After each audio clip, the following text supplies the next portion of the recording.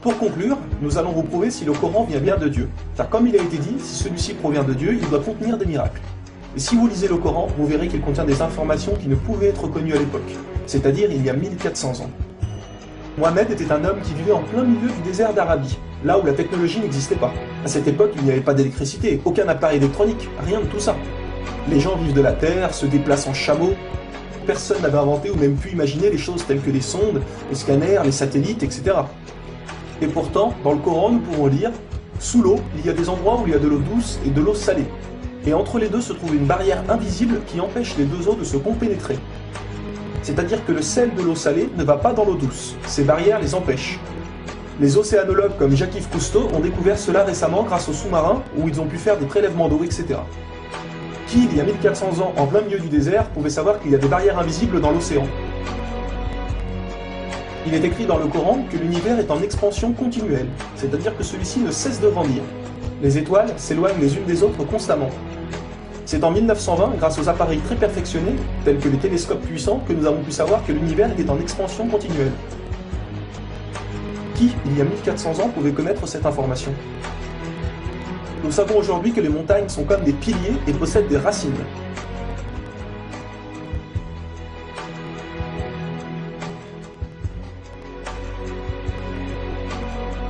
Sans les montagnes, il y aurait très fréquemment des tremblements de terre. Nous savons grâce aux récentes découvertes qu'elles servent à la stabilisation de l'écorce terrestre. Qui, une nouvelle fois, il y a 1400 ans, pouvait savoir que les montagnes étaient ancrées comme des piliers et que ceux-ci servaient à la stabilisation de l'écorce terrestre? Il est écrit dans le Coran que Dieu a créé les 7 cieux et la terre par le même nombre, c'est-à-dire 7. Nous connaissons aujourd'hui, grâce aux sondes qui vont sous terre, que la planète possède 7 couches terrestres. Le noyau interne solide, le noyau externe liquide, la couche D, le manteau inférieur, puis le manteau intermédiaire, le manteau supérieur et la lithosphère. Qui, il y a 1400 ans en plein milieu du désert, pouvait savoir que la Terre possédait 7 couches? Il était impossible de connaître cela sans la technologie récente.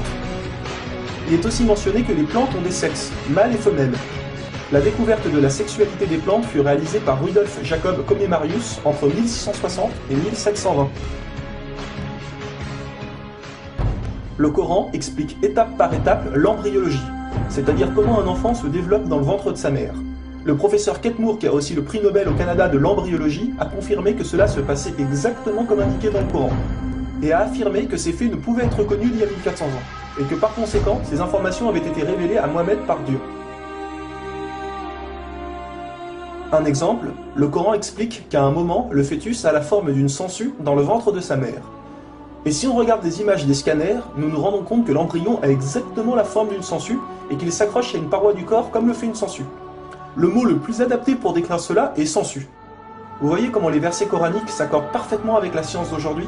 Pour savoir cela, il a fallu attendre l'arrivée de scanners, de caméras, etc. Qui, il y a 1400 ans, pouvait décrire en détail les étapes de l'embryologie? Pour ceux qui pensent que le Coran copie certaines civilisations, il faut savoir que certaines personnes auparavant avaient fait des suppositions et avaient pensé des choses qui se sont révélées vraies, mais ont aussi fait énormément d'erreurs, et que soi-disant le Coran les avait copiées. Donc par exemple, si vous prenez un mauvais élève qui copie sur un bon élève, si le bon élève a 18 sur 20, est-ce que le mauvais élève va avoir 20 sur 20? Non, bien sûr que non, car le mauvais élève aura copié les bonnes comme les mauvaises réponses, donc il aura aussi 18 sur 20. Alors si soi-disant le Coran copie les civilisations ou peu importe, comment se fait-il que le Coran extrait le vrai du faux? De plus que ces quelques civilisations ne faisaient que des suppositions. Or Mohammed affirme être sûr de tout ce qu'il dit. Le Coran contient plus de 500 versets dus à la science, sans aucune erreur ou contradiction. Et la technologie d'aujourd'hui ne vient pas contredire, mais confirmer tous les versets un par un du Coran.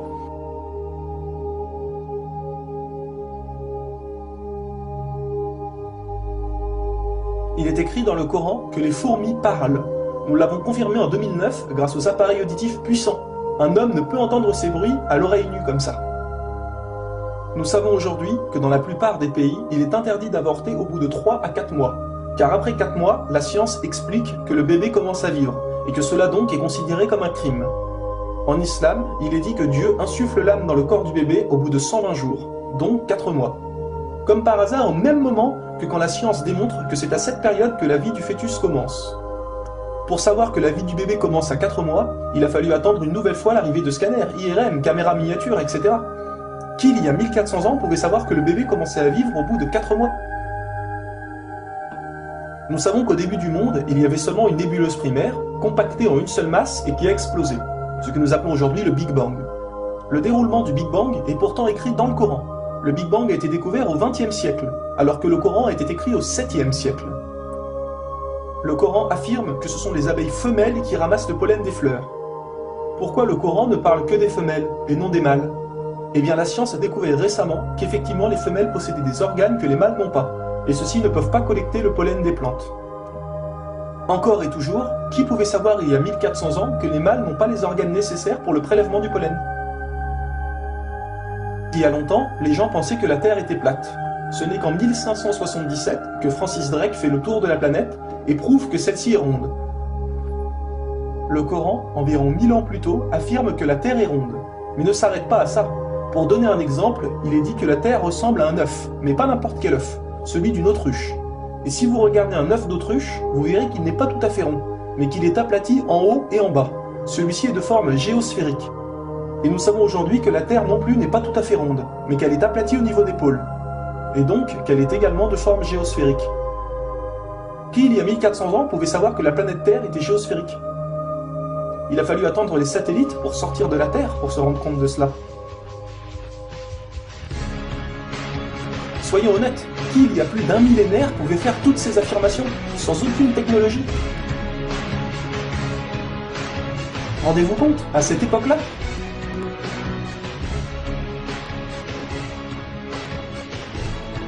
Et soyez conscients que je n'ai donné que quelques exemples. Il y a plus de 500 versets qui parlent de science sans aucune erreur. Le Coran parle d'astronomie, de biologie, de physique, de géologie, etc. Ça ne s'arrête pas là. Le Coran ne comprend pas seulement des miracles scientifiques, mais des miracles linguistiques ou numériques. Par exemple, le mot terre apparaît 13 fois dans le Coran, et le mot mer apparaît 32 fois. Additionnez 13 plus 32, cela vous donne 45. Si l'on met cela en pourcentage, 32 fois le mot mer sur 45 donne 71%. Et c'est exactement le pourcentage que la mer recouvre sur la surface de la Terre. La mer recouvre 71% de la surface de la planète. Et 13 sur 45 donne 29%. Et c'est exactement le pourcentage que représente la Terre sur la surface de la planète. Croyez-vous vraiment que cela vient du hasard? Le mot paradis apparaît 77 fois. Et devinez quoi? Le mot enfer apparaît aussi 77 fois. Le mot foi apparaît 25 fois. Le mot mécréance apparaît 25 fois. Le mot dunya, qui signifie le monde d'ici-bas, apparaît 115 fois. Akira, qui signifie le monde de l'au-delà, apparaît 115 fois. Le mot ange, 90 fois. Le mot diable, 88 fois. Les hommes, 23 fois. Les femmes, 23 fois. La vie, 145 fois. La mort, 145 fois. Bonne œuvre, 167 fois. Les péchés, 167 fois. Les 7 cieux apparaissent 7 fois. Et il y a encore plein et plein d'autres exemples.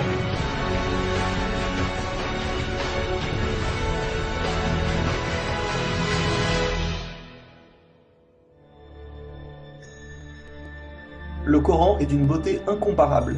Dans la langue originale, c'est-à-dire en arabe, environ la moitié du Coran rime. Le Coran contient des palindromes. Un palindrome est un mot qui veut dire la même chose si on le dit à l'envers. Par exemple, Bob, à l'envers, vous aurez toujours Bob. Ou kayak, à l'envers, vous aurez toujours kayak. Un mot comme ça peut se trouver, mais une phrase entière, cela est quasiment impossible. Ou alors votre phrase ne voudra rien dire.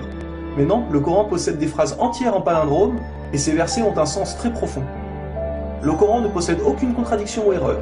Je vais donner un dernier exemple avant de conclure. Vous allez vous rendre compte de l'extraordinaire précision du choix des mots. Dans un verset, Dieu dit qu'il n'a pas doté l'homme de 2 cœurs. Pourtant, un peu plus loin, Dieu parle aussi des femmes. Alors pourquoi il ne dit pas « je n'ai pas doté l'être humain de 2 cœurs » Pourquoi ne parle-t-il que des hommes, puisque les femmes sont mentionnées après? Quand nous lisons tout le passage, nous nous rendons compte que Dieu ne parle pas au sens littéral, mais au sens figuré. Il explique que l'homme ne peut pas être croyant ou non-croyant, c'est l'un ou l'autre, les deux ne peuvent pas coexister. Ou on a la foi, ou on l'a pas. Mais si nous prenons ce verset au sens littéral, est-ce vrai? Oui, bien sûr, l'homme ne possède qu'un seul cœur.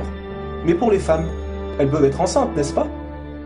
Et quand elles sont enceintes, combien de cœurs possèdent-elles? Vous vous rendez compte de ça? Si Dieu avait mis l'être humain au lieu du mot homme, un petit malin aurait pu dire « Hé, il y a une contradiction. Si on prend cette phrase au sens littéral, la femme peut avoir 2 cœurs quand elle est enceinte. » Mais non, même au sens littéral, cette critique est impossible. Que ce soit au sens littéral ou figuré, le Coran est inattaquable. Rendez-vous compte de la précision des mots. Il y a encore plein d'autres choses, mais cela prendrait énormément de temps de tout mentionner. Si cela vous intéresse, il existe de nombreuses conférences réalisées par des savants qui ont été filmées et qu'on peut trouver sur internet, telles que la parole divine de Nouman Ali Khan. Vous avez bien la preuve que le Coran ne peut que venir de Dieu et non d'un être humain. Comment se fait-il que la technologie d'aujourd'hui, la plus développée qui soit, ne puisse créer un seul animal ou plante? Ce que Dieu a créé, nous sommes incapables de le réaliser. Tout ce que nous construisons ne sont rien en réalité face à la nature. Dieu dit dans le Coran, pour ceux qui recherchent des preuves, regardez autour de vous, regardez la nature, l'être humain, l'eau, le soleil. Il y a là des preuves pour ceux qui réfléchissent.